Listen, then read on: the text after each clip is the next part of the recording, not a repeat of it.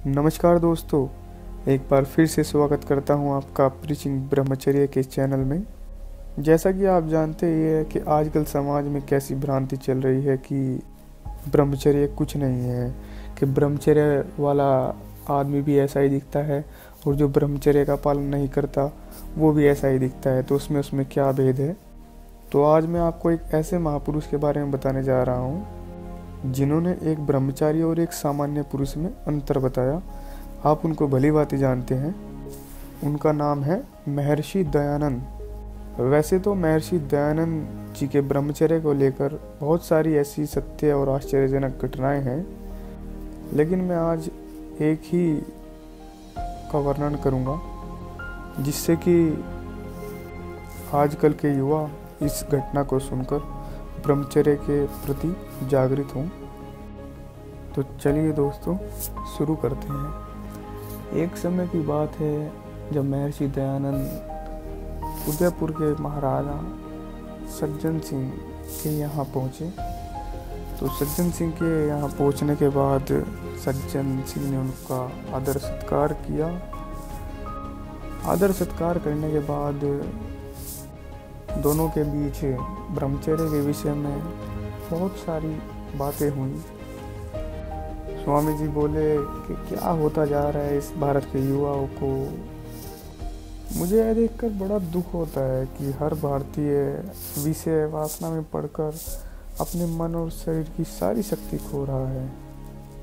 राजा सेवकों सब पर वासना का भूत सवार है, जिसके कारण वे अपने राजकाज के कार्य भी ठीक तरह से नहीं कर पाते। महाराजा सज्जन सिंह ने कहा कि ये तो सत्य है प्रभु, निसंदेह मनुष्य ब्रह्मचर्य से दूर होकर पाप की ओर बढ़ रहा है, लेकिन किया जा सकता है। लेकिन महाराणा सज्जन सिंह के मन में एक सवाल चल रहा था कि ये दयानंद भी तो सामान्य पुरुष ही दिखाई पड़ रहे हैं, इनमें मुझे कोई ब्रह्मचर्यता की झलक नहीं दिखाई दे रही। उनके मन में ये सवाल उन्हें खाए जा रहा था।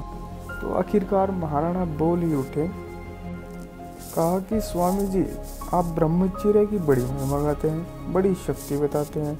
जहाँ तक मुझे पता है सभी आपको खंड ब्रह्मचारी भी मानते हैं, किंतु मुझे तो आप में कोई विशेष शक्ति दृष्टिगोचर नहीं नजर आती। आप भी सामान्य से दिखते हैं हमारी तरह।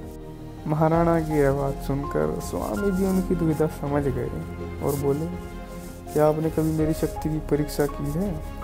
बिना परीक्षा की आप अपने मन से कुछ भी अनुमान लगा सकते हैं।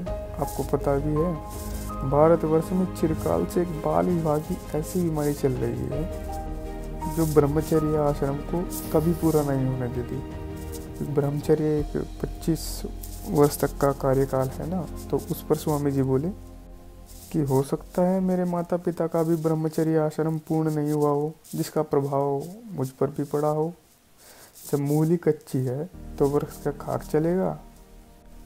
उस समय की कल्पना करो जब भीष्म और भीम जैसे धुरंधर योद्धा हुए, अर्जुन और कर्ण जैसे धनुर्धर हुए, राम और लक्ष्मण जैसे परमवीर हुए, जिन्हें इतिहास आज भी जानता है।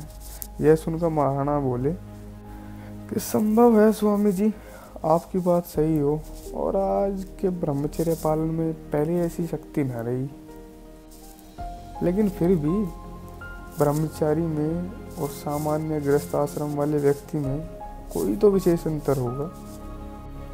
यदि ऐसा कोई प्रत्यक्ष प्रमाण आप दे सके मुझे तो विश्वास हो जाए।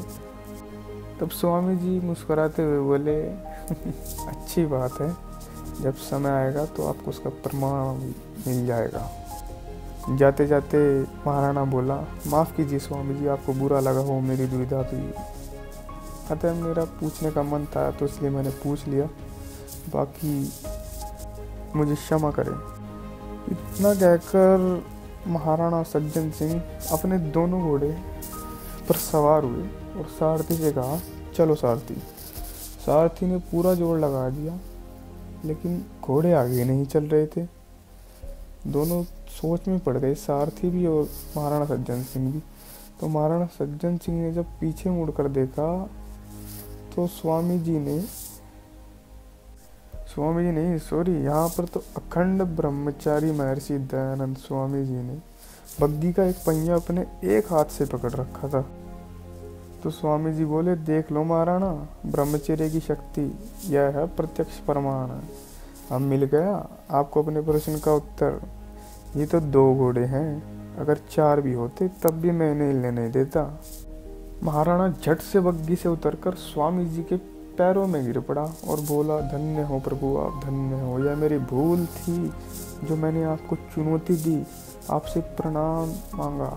अब मैं समझ गया हूँ कि ब्रह्मचर्य की ताकत के आगे किसी की नहीं चलती। इतना कहकर महाराणा ने स्वामी जी को अपना गुरु भी बना लिया था उसी समय।